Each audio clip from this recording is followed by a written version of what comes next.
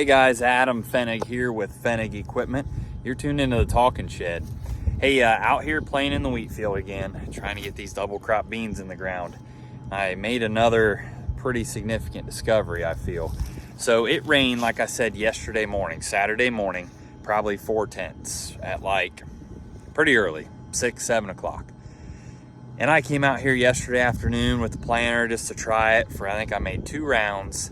Because the sun shined all day after that. I thought, man, it's got to be drying off. And so I came out here and tried it, and man, I was just making slits, and I quickly made the decision. I parked it.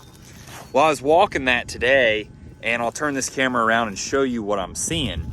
But what I'm doing is I hooked up to the Salford. I said, man, I have got to get these slots closed, or these beans are just going to dry out. And so I thought, well, if I set this Salford just real shallow and go crossways with the rows that I planted, I bet you I can seal that up. And I'll be dang. Let me turn this around. So here's what I'm seeing today where I planted yesterday. You can, let me zoom out a little bit. You can just see that slot. I mean, you can almost see soybeans down in there.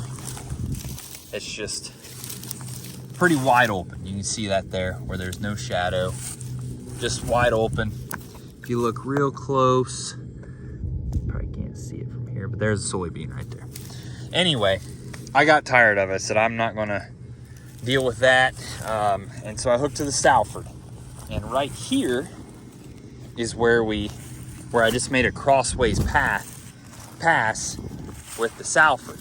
Now it's hard to see here, but look, this is that same row, and you can't see it, but because the Salford closed it. But right down there is where we just videoed, where the slots are. Right there's the slots. This is where the Salford came through. Look at that. Nice and crumbly. Can't have a good YouTube video without a Leatherman knife digging in the dirt. So let's get it out. Let's find some beans.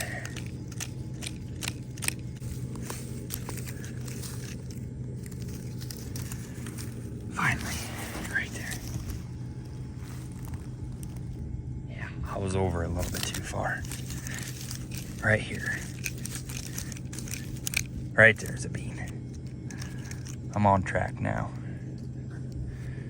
Right there. See it? Let's go down here a little further. There's a bean. There, I'm on track. Okay. So yeah, look at that. The thing was planted yesterday morning at, oh no, that thing was planted at like noon yesterday. About 36 hours ago. Boy, that thing is ready to roll. Okay. So, but what I'm getting at is that Salford took me from that to where you can see it's starting to dry out. It's starting to open up. It's starting to be detrimental if it lays like that in 80-degree days to this with one pass of that 570 Salford. And so what I'm doing is I'm just running crossways here, setting it super shallow because of course I don't want to dig up any seeds. And it's just sealing all this right up. I mean, right here's a row. You can see part of the row right here, but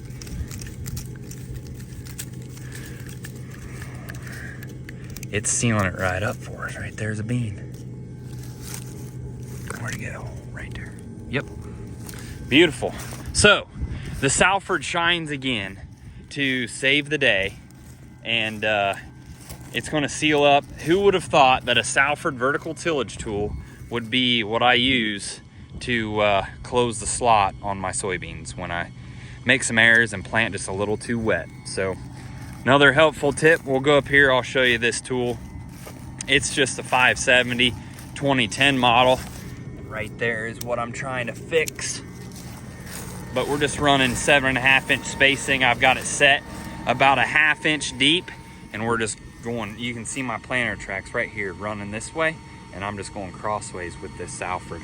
So pretty cool. I always talked about it and thought it would work. It does. Thanks for tuning in.